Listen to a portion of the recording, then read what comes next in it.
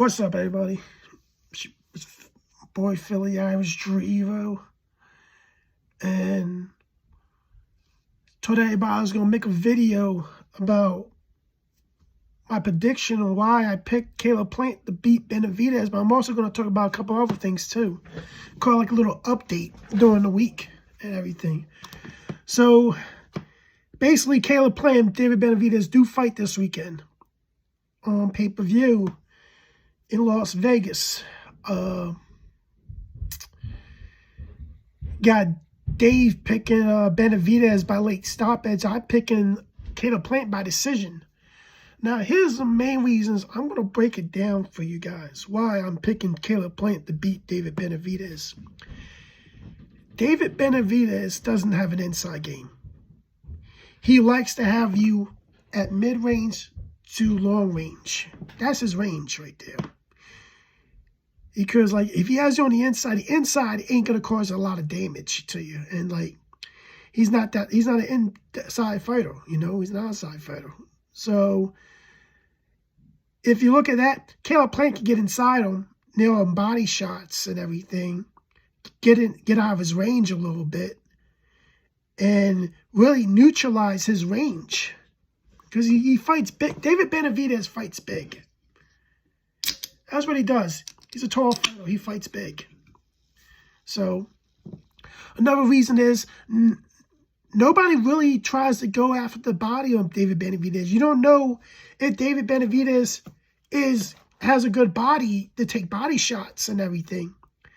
Like, nobody's really tested that body out. And I think Caleb Plant has the foot movement, the boxing skills to test that body out, to get inside and get body shots in and everything. And I think we're going to see if David Benavidez can take body shots long term, you know. So I really think David can get inside. I mean, Caleb can get inside him. Got a body attack. I think he needs to go after the body like he's done in the Durrell fight and everything. He has a very good jab, Caleb Plant. When he fought Canelo, and the fights before that, he will come and bring a jab in and then follow with the right hand. In the Durrell fight, when he has his new trainer, not only he had a jab, he followed up not only with the right hand, but he followed up with numerous combinations. He was more versatile with the jab in that fight. And he was being a better counterpuncher. Like, Caleb is a great counterpuncher, and I really think he's going to explore David and get inside and counterpunch David. You know, David hasn't really never in his career been against a mover, a guy that moves around the ring, that uses the ring and everything. David's all I see him been fighting is guys that move forward, that stay in front of him and everything. Aren't really pure boxers. This is the first pure boxer he's ever going to face. And this is not really Caleb Plant's step-up fight. This is David Benavidez' step-up fight. The pressure is on David Benavidez. And if you look at it already, Caleb Plant is in David Benavidez' head. If you look at it, the press conference, he got him pissed off. He pissed him off multiple times. That means when you piss a guy off, you're in his head. Bringing up his coke, him losing the title because he was being on coke, him losing the title on the scale and everything, bringing up his drug habit and everything. Like, it pissed him off. He got into David Benavidez' head. But when Jose Benavidez tried to counter back and then had to have a video released of Caleb Plant getting kicked out of a gym for not payment and everything, Caleb had, put some texts out, defending himself and everything. It didn't really bother Caleb Plant that much. And like yesterday, Dave was at the media workouts and everything. And he said Caleb Plant was only there for 5 minutes working out. Didn't even get on the pads or anything. He didn't want to show too much. He's being smart, Caleb Plant, on what he shows the Benavidez camp. And I really see that this is a mind games that Caleb is playing with David Benavidez. David has to keep his composure in order to be able to win this fight. He has to keep his composure. And I look at it like this. I'm thinking David's going to go out and try to KO him right away. And it's going to be a big mistake. I think Caleb's going to be smart. He's going to hope that he goes for the KO right away so Caleb can counter him. A pissed off David Benavidez is the guy that's going to be easily countered, easily manipulated, and everything. Caleb Plant's doing everything right to get under this dude's skin. He's doing everything right to get himself ready for this fight. I have Caleb Plant winning this fight by decision. I really don't think David Benavidez is going to win this fight. A lot of people say he's going to stop Caleb Plant, and it's going to be an easy fight. It's not going to be an easy fight. This is going to be a real hard fight. You may see David Benavidez exposed and everything. So, they're my keys to it. Caleb Plant is very underrated jab. So, like people are saying, David's going to stop him and everything. He's going to stop him faster than Canelo. I'm like, I don't think so. I don't think so. Here's the thing about that. Canelo can move too. His body is like he's seeing his plan and everything. And like, I just don't see it. I just don't see David beating Caleb Plant. I think Caleb Plant comes out, outboxes him for 12 rounds, counters him, really shows how to beat the blueprint of beating David Benavidez and call it a day. Like, this is like, if Benavidez loses this fight, this is damaging. Even though he's young, this is very damaging. Because Canelo fights on the line here. So, but the other thing I'm looking at, why people are coming and saying that, oh, I don't want to see a Caleb Plant versus Canelo Alvarez rematch. I don't want to see that. Like, seriously, we gotta see that again. I'm like, but they're the same people that says John Wilder owned the shot. Caleb Plant owned the shot. Will own the shot too if he beats Benavidez. So you can't really get on that. If he's fighting John Wilder because he's a mandatory, we can't get on him for fighting Caleb Plant again if he wins the fight. He owned the shot. So it's point blank. Don't get mad. It is what it is. But here's another thing I want to talk about. It does not, as of right now, it does not look like undisputed at heavyweight is happening because talks have fallen apart between Alexander Usyk and Tyson Fury. I guess it was because of the split of a rematch, which I don't understand. I thought it was like you said, no rematch clause for neither one and everything. So like they backed away. They're gonna try to do the mandatory against Daniel Dubois and everything because he's the mandatory. And but Frank Warner is saying we are still going to try to get this fight. We're going to get this fight done. It's not going to be on April 29th. It's going to be on some of them. But, the Usyk camp's going to demand a 50% split. But here's the thing. You're not getting 50% and everything because Tyson Fury will bring most of the money into it. I say 60-40 in Fury's favor. I thought 70-30 was fair, semi-fair, and everything. He got 18% against Joshua in the first fight. Second fight, supposedly, it was 50-50, supposedly. Like, I don't know about that and everything. But, like, Tyson Fury, I have to blame Tyson Fury for this fight not happening right now. I'm a Fury fan, but I have to blame Tyson Fury. He's playing around too much. He gave in to your 70-30 split, and then you say no rematch clause, then it's about a rematch clause. Like, you got to stop. Like, seriously, are you looking for more money for a cash-out fight? that you're retiring after this fight type of thing. Like, seriously, I don't get how you could just, go back on numerous things. Like, Tyson Fury is making himself look like an ass and everything right now. Just get the fight down and everything. Like, I know you're not ducking him. I know he's not ducking Usyk.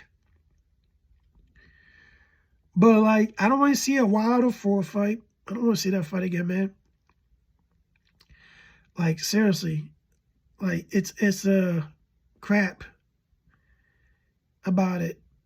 But I actually don't want to see an AJ fight with Fury right now, because Tyson Fury easily defeats Anthony Joshua. He stops Anthony Joshua. Easily does. I think Tyson Fury is the best heavyweight. I think him and Fury, Usyk are actually tied for the... I have, if my rankings, I have him and Usyk tied as the #1 heavyweight.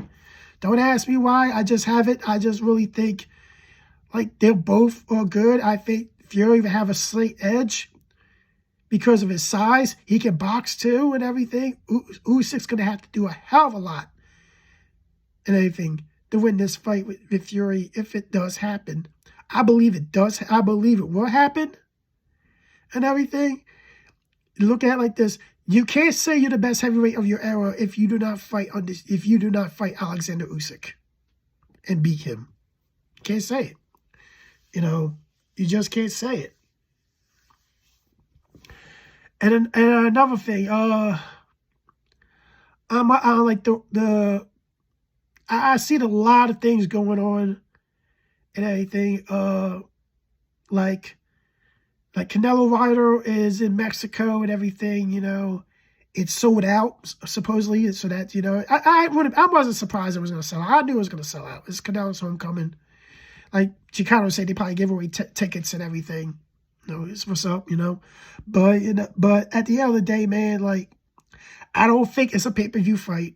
A John Ryder fight is not a pay-per-view fight. So that's all I'm going to say about that one. But it's an okay fight. I watch it. Fuck it. No, John Ryder earned the shot, so people can't get away. People are getting on this fight more than the fucking Yordrum fight.